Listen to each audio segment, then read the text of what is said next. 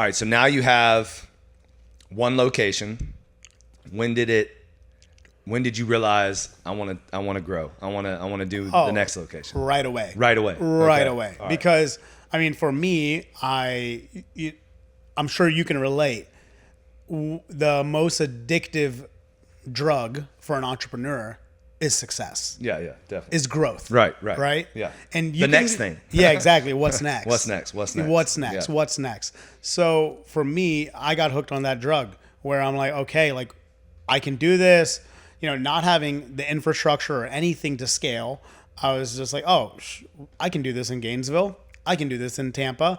And did you already have kind of the map in your head of where to go next? Absolutely or was not. that just kind my approach to growth is 100% unorthodox, and I do not recommend it.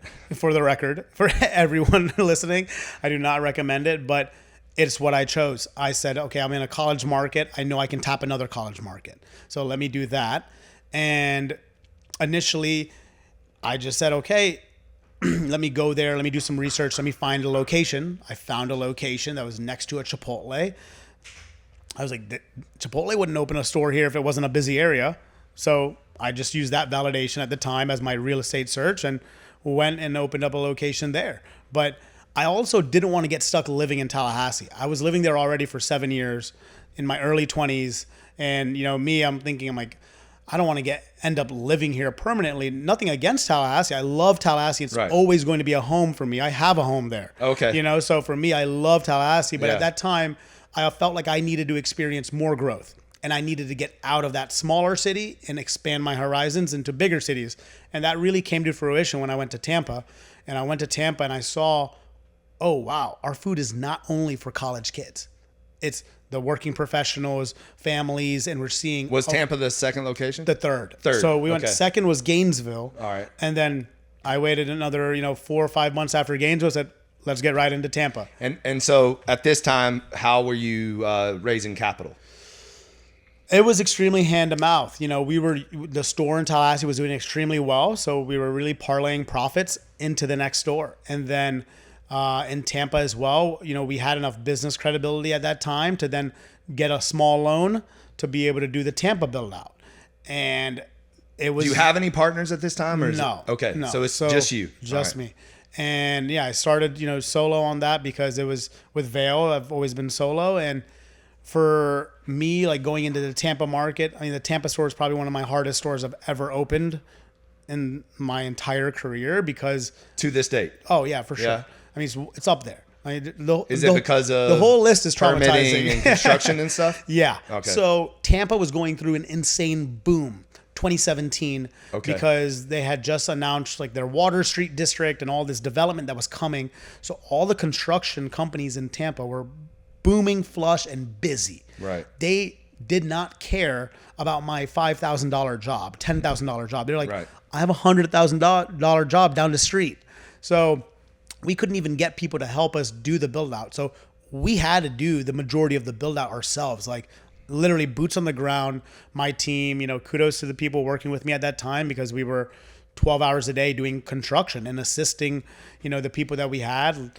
We had to build our own essentially elevator shaft for the hood system to expel the grease air out through the roof because the city of Tampa wouldn't let us poke it out of the side of the building because the consumption of, for people. Right. So it took everything out of me. Everything, blood, sweat, tears, exhaustion. And the best moment was when we opened. Our first customer was the Mayor Bob Buckhorn, of Tampa. And he came in and we were so slammed every single day for months. Amazing. Like, yeah, it was because the word just spread like wildfire and we were opened in downtown Tampa, which was a massive food desert in terms of healthy food. Okay. So, it was an incredible feeling after, but the ride was very tumultuous where it was, we went from this like insane build out process and, running out of cash and being tight to then being super busy and flush with it. And it was a roller coaster. The early days in general, well, I would say from 2016 to 2019 is when we went from 1 to 6 stores was a absolute roller coaster of emotions across the board. How long does it typically take for you from the time you get delivered the space to opening for your build outs? And I know it varies, but a typical build out. I mean, a typical build out from if we sign the lease and we have the drawings done. Yeah, like the moment you start. Nowadays, it's 4 months, 3 to 4 months. Yeah. Back in the day, that was a year process. Yeah. you know, minimum a year process. Because you learn what not to do, what to do, and you get better at it every time you do a new location. Yeah, and I'm sure same for you, right? When you 100%. opened your first gym to now opening this mega facility here, you know, that must have been a crazy learning curve for you too, right? Every day is a learning curve, right? You know, like every day I learn something new, and then especially with construction. Yeah, of course. And what most people don't realize about restaurants and why banks don't lend to them, why there is a high failure rate, is because the restaurants lose all their money before they open. Yeah. Because they're getting ripped off from every avenue. The construction people are overcharging you if they know you're a mom and pop and you don't know your numbers. Your produce company and your food suppliers are giving you the worst pricing possible. So like the uphill battle that you have to climb to compete in restaurants is insane. You know, in the beginning, like you have to be an extremely tenacious person to be in this business and industry for the long haul, because you're just getting ripped off every avenue. Yeah, I think the statistics for any small business is 50% of small businesses only last a year and a half, but I think restaurants and gyms, that's increased to like 80%. 80 to 90. Yeah, it's 80 and 90%, right? Oh, yeah. So, I mean, just the fact that you've been in business as long as you have, and I've been in business as long as I have, kudos to us, right? I know, man, yeah. I mean, it's not easy out there, easy. It really isn't. I mean, what would you say is like, you know, the real credit to your, you know, tenure? How do you stay, you know, so passionate in it for this long? I think with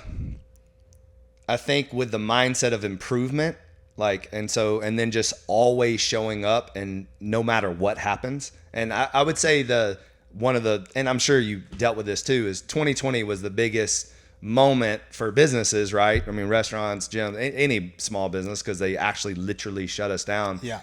And I think the willingness to not quit on any of my locations, any of my staff, any of the dream like that, I refused to quit. I refused to stop doing what I'd been doing for 12 years. Yeah. I think that was like another validation that's why I was in the position to not even quit, if that makes sense. Yeah. You know what I mean? So it's like, I don't know if I answered your question, Once you go through 2020 and like that period, I feel like you can do anything. You can do anything. Right? Exactly. Yeah. I mean